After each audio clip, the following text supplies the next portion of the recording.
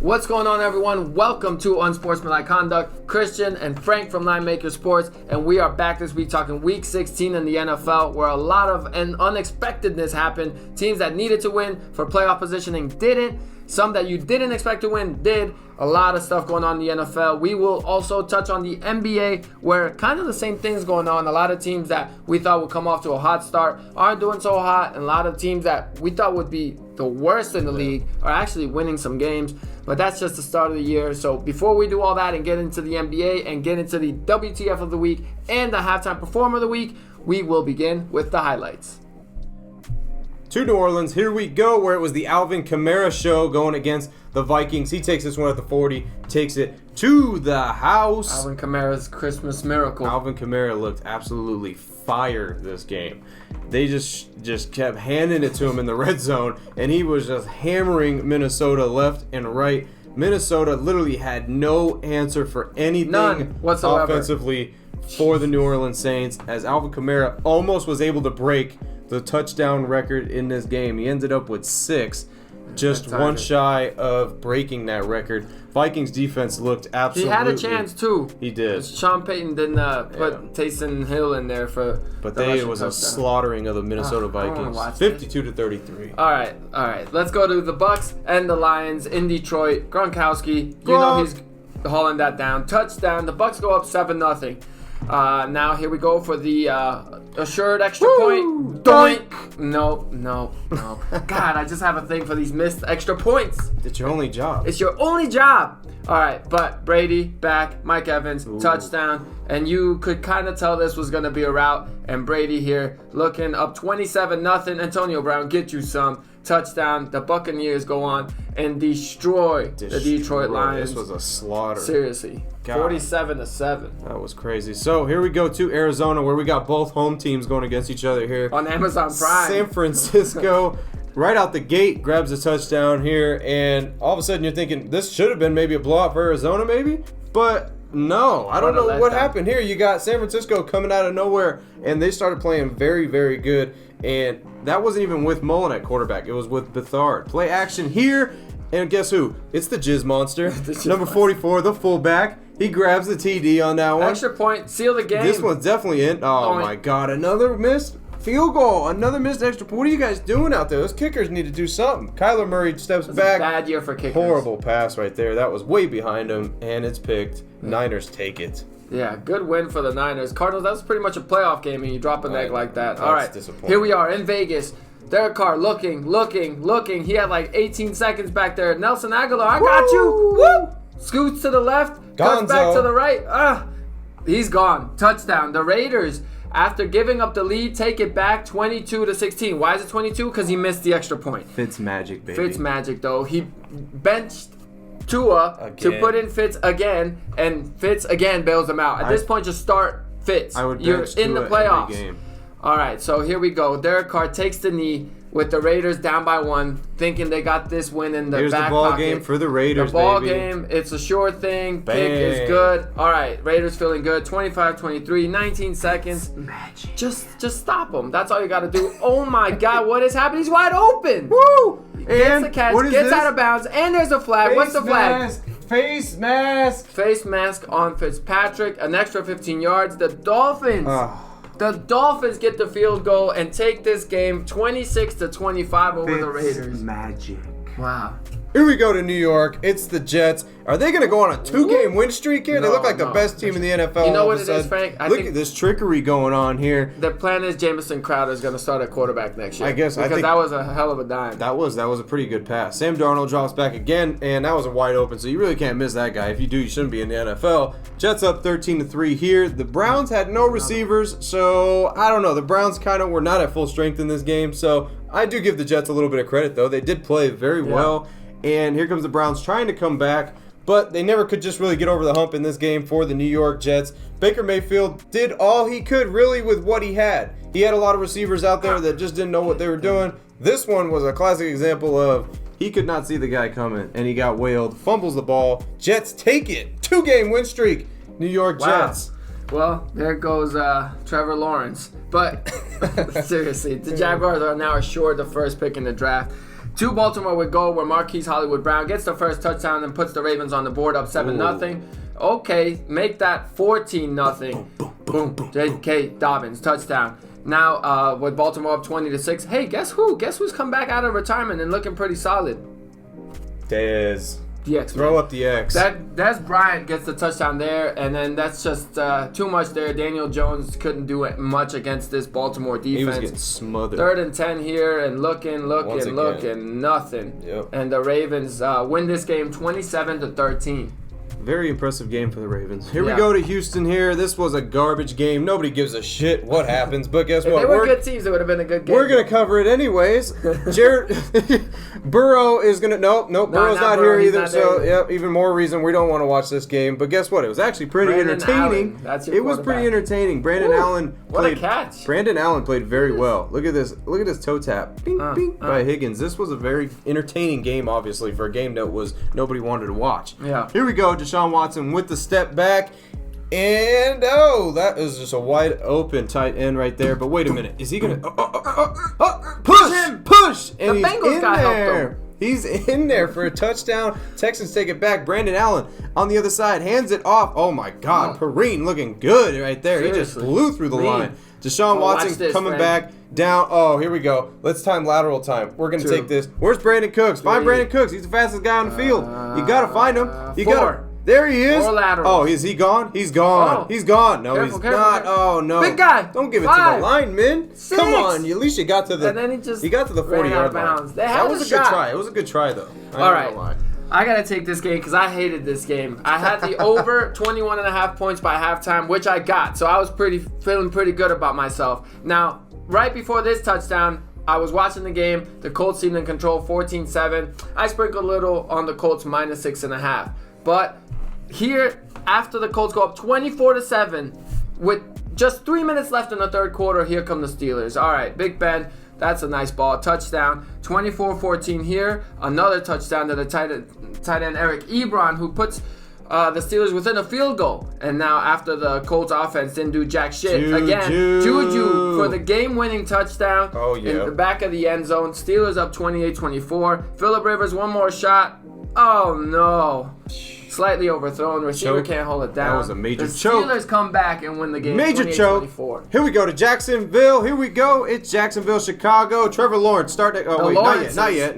Hold on. Jacksonville Lawrence's. That's next year. We got...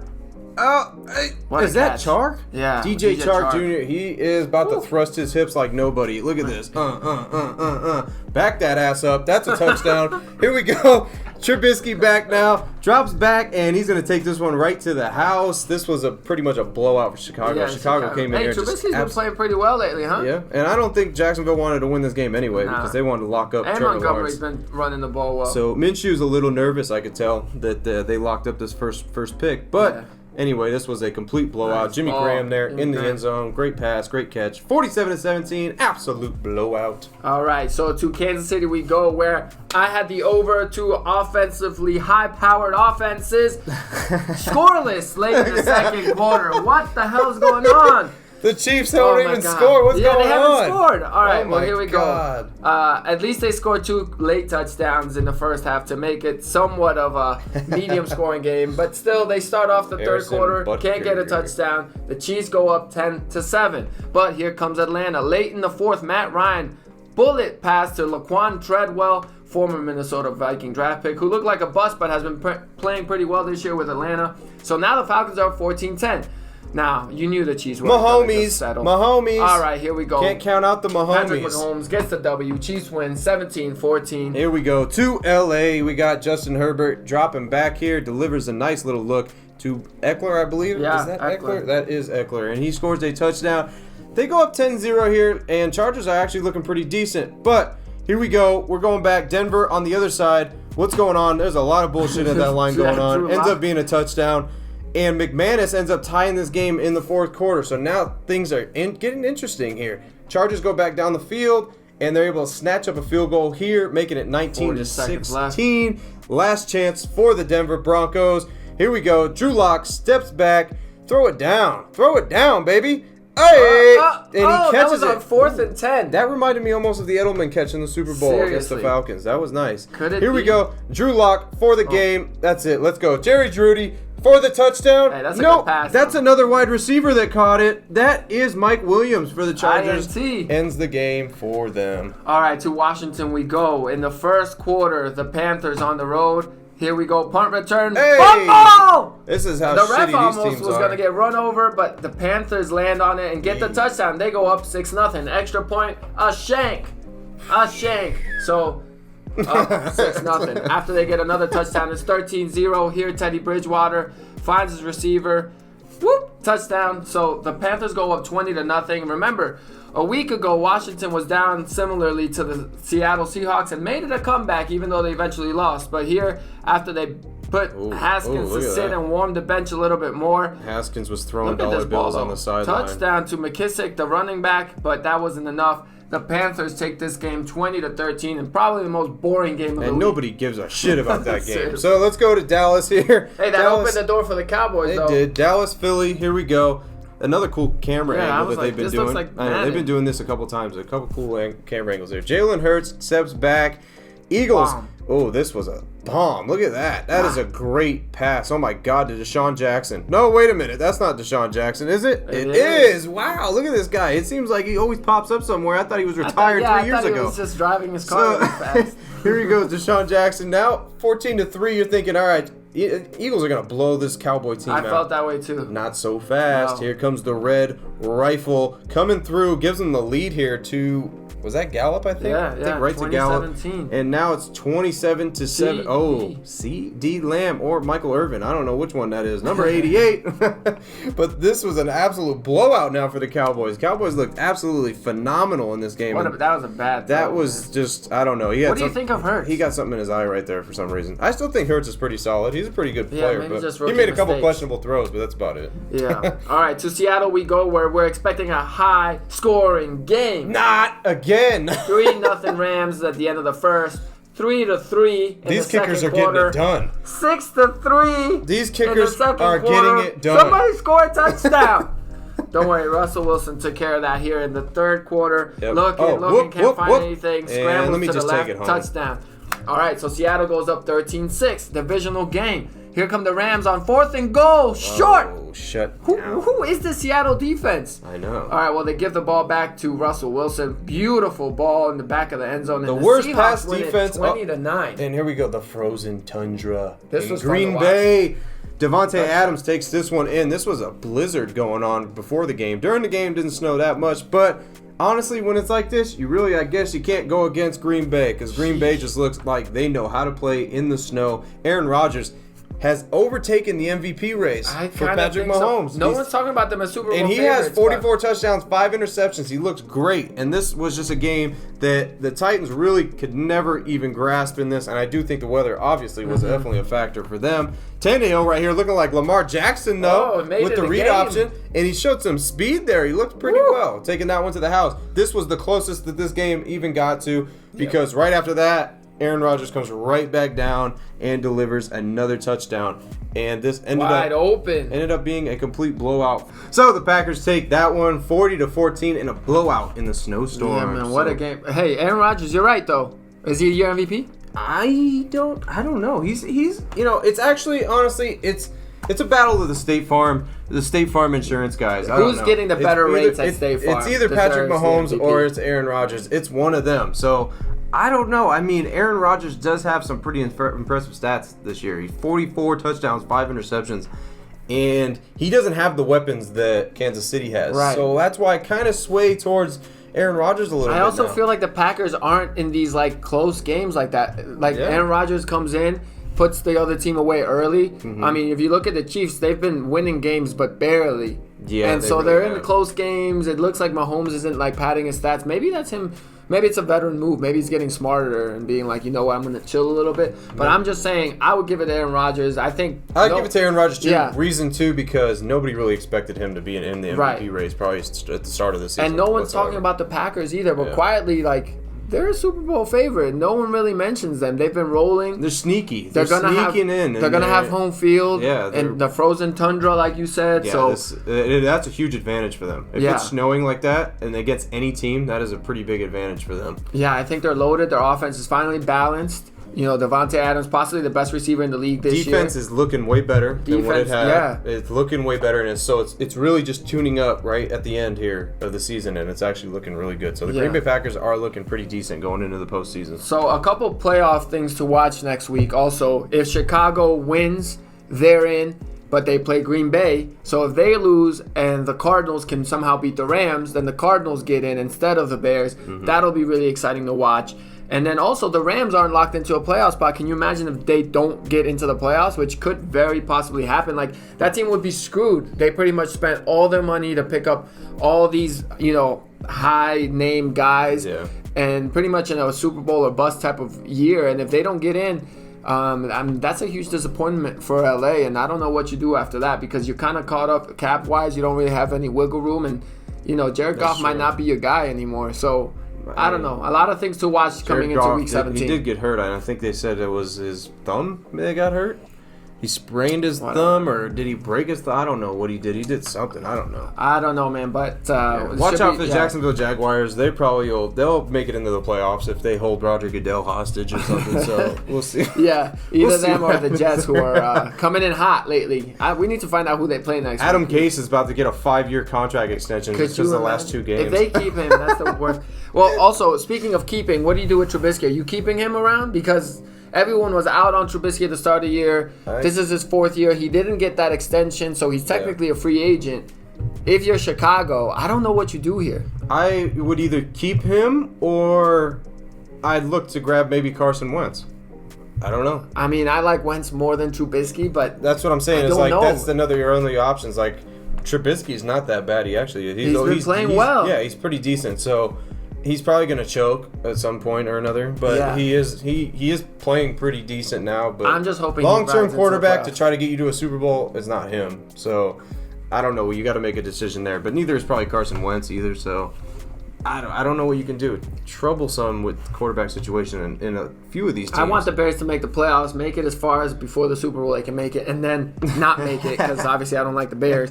And then that way they keep Trubisky, they keep their head coach, they keep their front office intact. They just keep the system that doesn't work. They just keep doing what you're doing. Keep the system that don't work. Yeah. All right, well, that'll put a wrap to Week 16 in the NFL. Week 17 is coming up, the last week of the regular season. Super exciting stuff. So it's time for us to take our halftime show, which means we highlight the performer of the week. This week, I'm highlighting the Arestov family, my man Simon, his wife Lyric, and their baby, the Mooch, who is a rising superstar. So check them out real quick.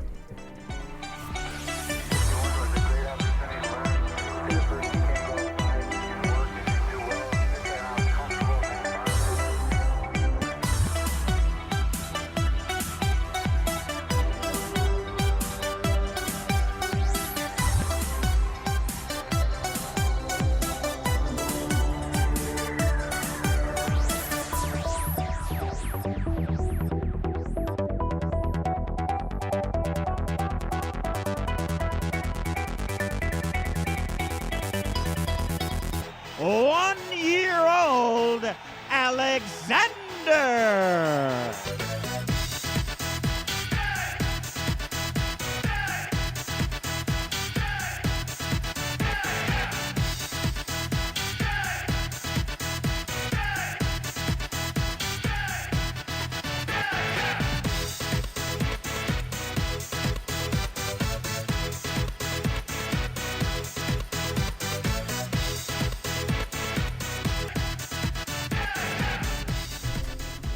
All right, so again, thank you to Simon, Lyric, and the Mooch. That's the Arestov family. They've been performing for years. Lyric is part of the Walendo family, so long bloodline of performers in that family, and they're also great friends of mine. So look out for them. Their pages I will tag in the link in the comments area below. So check them out. And yeah, that does it for this week's Performer of the Week. But Frank, we got to talk a little NBA. Obviously, the season seems to be in full swing. A couple early takeaways is that the 5 undefeated teams that are left no one really expected to be the undefeated teams left. That's true. Yeah. So, Brooklyn obviously got off to a hot start.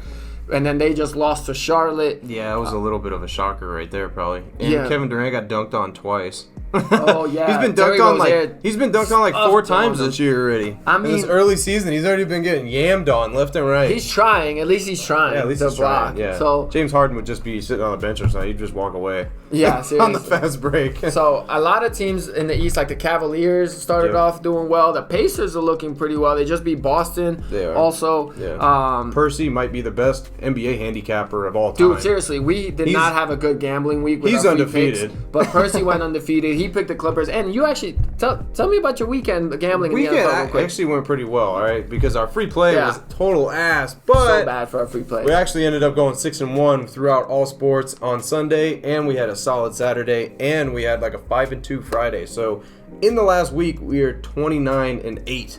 That's a hell of a record. That's a lot of money. That was a hell of a week right there. So we did pretty killer in the last week, and looking forward to it was a great closeout to this month. We'll put it that way. It's a great closeout to this month. Going into the new year, but still, Percy's 1-0. Percy's 1-0. I can't wait to get him back on and see what he's going to play again. I know. Good thing you picked the Clippers when they played the Nuggets and not the Mavs, because that was horrible.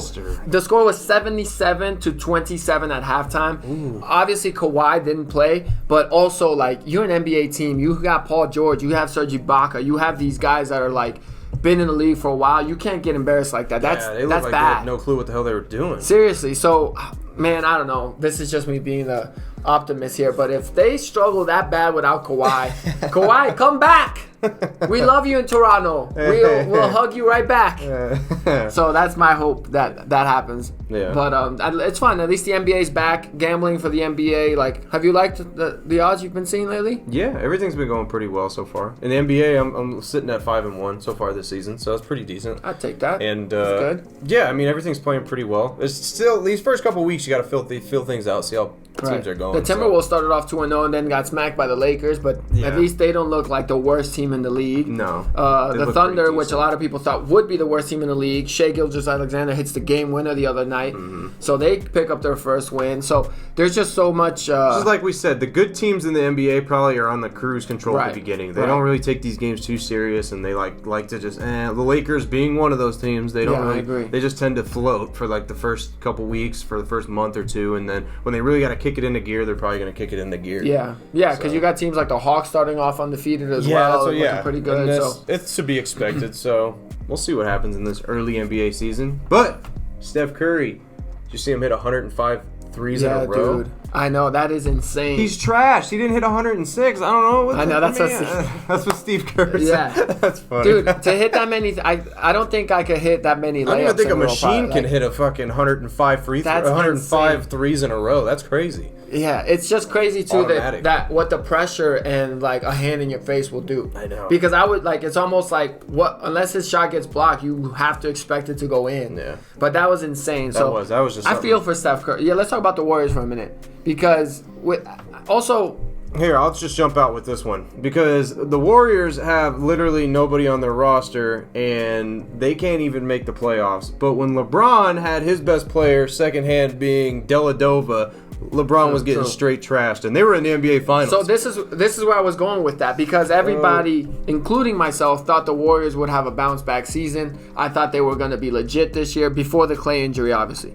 Once Klay went down, everyone's like, "Oh no, feel bad for the Warriors." But for them to start off this bad and get blown out like that, it shows how much Klay really is a big part of that team. But does it, or does it also just tell you like, "Hey man, like they weren't going to be that for real with Klay," because Klay is good, but he's not a ball dominant like LeBron or a Kevin Durant kind of guy. He's more of like that spot up shooter, can come off the dribble, off a pick. The thing with Klay is that shot. It takes another man off to the perimeter to kind of free up Steph a little bit more. But is that worth like 20 points a game? Like, I mean, I don't know. I mean, the other players on the team, Wiggins don't look good at all. That's what I'm saying. Kelly Oubre doesn't. He looks. He's more worried about his outfits. I feel like and his Tsunami Poppy or hairstyles whatever and his nickname yeah. is. So I don't know. It's just that's disappointing what happens. Also, Steve Kerr. Like, part of me is like, man, there's got to be some accountability. We can't just feel bad for the Warriors. I mean, feel to be bad honest for with you, Steph. I never thought Steve Kerr was a good coach to begin with. I just thought it was the superstars. I mean, that's honestly, true. that's what it is. It's the coaching era where it's coaches. I think is done. There is no more Phil Jacksons and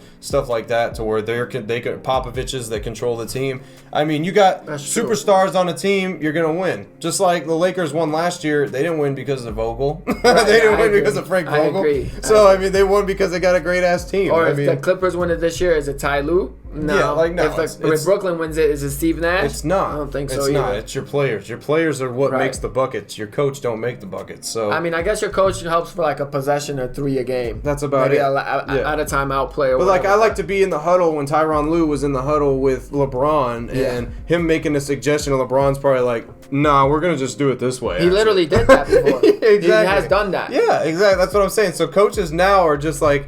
They're kind of like just somebody to throw out there, maybe to blame if things go wrong. If things go wrong, we'll just blame you. But if they go good, then all right, you did well too. I'm just saying, at some point the heat's going to be on Steve Kerr, I think, because you're right. And they're not going to blame the players as much, and it's going to come down to Steve Kerr, and that question is going to be asked like, hey, was it him or was it Draymond and Clay and Steph, and the fact that the league wasn't as heavy with superstars? Yeah. So I mean, you could take a lot of games from the golden era of the Golden State Warriors where they were just killing it every season, and you could see when they were coming down the court, Steve Kerr, they were throwing up shots. Steve Kerr would turn around and be like, "Oh my God, I can't believe they're doing that." Like, they're not listening to him. They got Steph Curry throwing up half court shots and shit. I mean, the game is so fast. It's not like in football. The offensive coordinator is calling the play. I mean, when it comes down to it, that's how I feel nowadays. I feel like the coaches are really irrelevant. It's just about the players. If you got a great squad, the last great coach, I think, is Greg Popovich. And other than that, I just don't think there's really. I feel like they're organizational. Yeah. Like, they're there to organize things and tell you what time to be there and stuff, and to put you in the right place. Exactly. When you performed in San Antonio, what was the thing you said that was unlike anybody in San Antonio? I wasn't. Obviously, I have all these jerseys from arenas I've performed in, but in San Antonio,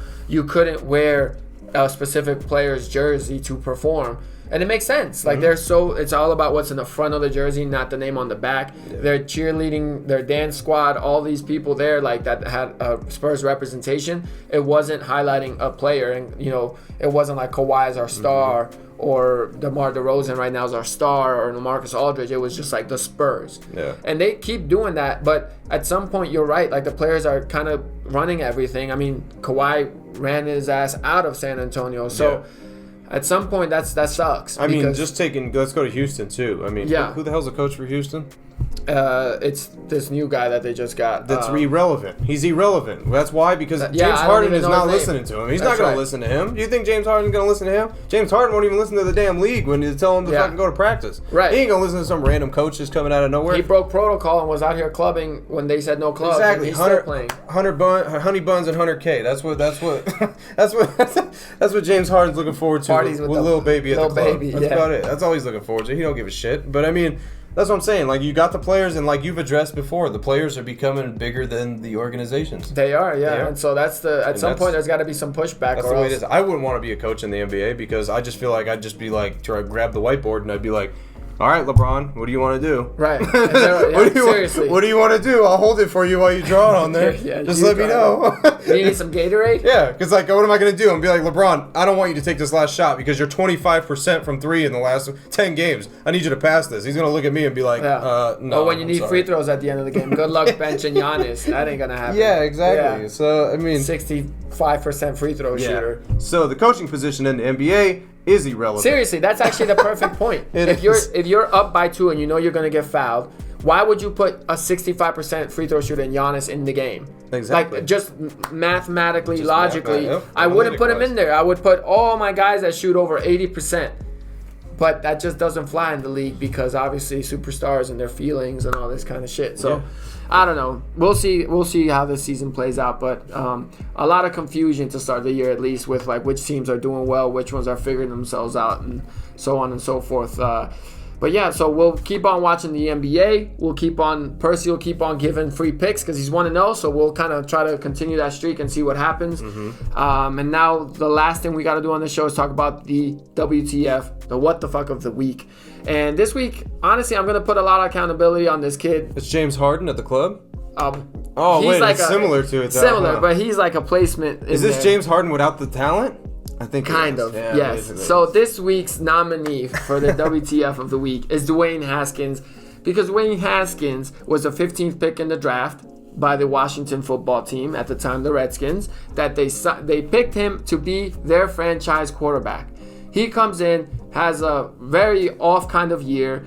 Then all of a sudden, this year, finally given the opportunity again after getting benched last year, and he comes in and decides that given the captain role, he's going to go to a strip club and party it up during the COVID times without a mask and doing all the stuff that you shouldn't do as an NFL athlete, let alone as the starting quarterback. Yeah, no way. So when you're the starting quarterback, I'm sorry, but there's a lot of weight on your shoulders. And if you're not capable of holding that up, I love that the Washington football team did this. They cut him. They said, listen, man, you've only been in the league for 20 months. You're 23 years old. Most people would be like, saying, nah, let the kid learn, give him some time. Not here, buddy. Yeah, I'd rather have Brandon Allen or Alex Smith be the quarterback anyway. And he's not that good anyway, to be honest. And for the rest of the team, obviously the quarterback's the most important position. But also, you can't be going to the club all the time and just partying it up and me not hold you accountable. But if the fourth DB did that, he's getting suspended. Yeah. So I'm glad that Washington did this.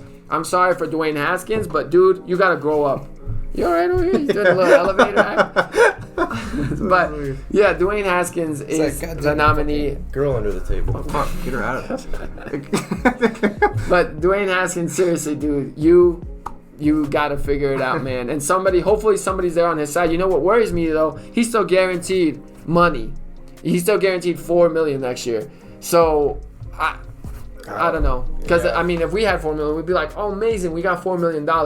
But hopefully someone in his corner can talk to him and let him know, like, hey, you have the potential to make a lot more, help out a lot of more people in your circle, in your family, whatever it is, if you actually take advantage of these blessings and this golden opportunity that has come your way. It just happens with a lot of these athletes, I notice. Yeah. A lot of the young athletes, though, more say that they don't really care about the game anymore. They just care about money, getting in there, making their money. Having a brand. And do other shit. I mean, you know how many rookies in the NBA probably have a studio in their house and trying to become rappers? I mean, what do you think Michael Jordan was trying to become a rapper when he became? I wish he was trying to become a rapper.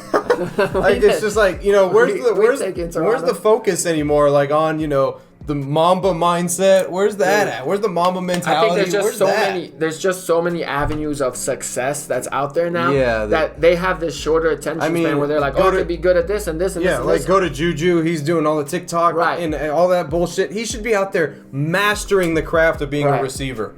Forget about dancing and doing all this dumb shit. Master the craft of being a receiver. Do that shit later. Like, don't forget that what's made your TikTok relevant is that you're a football player. Receiver. Yeah, exactly. So you should be the best version of yourself if you are an athlete. If you're not, you need to reevaluate what the hell you're doing. So maybe at least the team went down hard on Juju, and maybe he gets it, and hopefully that changes. Not really, because after the game, they're in the locker room doing TikTok dances. The whole team was doing it this time. They're just not taking it serious. This is what I'm saying. If I was Mike Tomlin, I'd be smacking the hell out of these mean, he had that experience with Antonio Brown before, too, and posting a meeting on social media. Antonio Brown's a hell of a player compared to Juju. No, for sure. He definitely is a hell of a player. But even Antonio Brown now isn't the top receiver because of all his antics. No, exactly. All the stupid shit that he did, and he's still... I mean, he's still actually a pretty good receiver even now. Even when on Tampa Bay, he's doing pretty good with Brady. Yeah. So, Dwayne Haskins, you get the WTF of the week. Yeah. Shame on you, buddy. Fix it. You're donezo for You're going to get another opportunity because you were the 15th pick in the draft. You better straighten it up. Someone's going to give you that chance. Maybe it's the Jets. Maybe it's the XFL. Maybe it's the XFL. Wherever it is, use it. Use it. A lot of people wish they could be in your position. Don't take that for granted. Yeah, exactly. All right, that'll do it for this week's edition of Unsportsmanlike Conduct. And we will be back in a new version next week, but we'll hold it and tell you why when we return.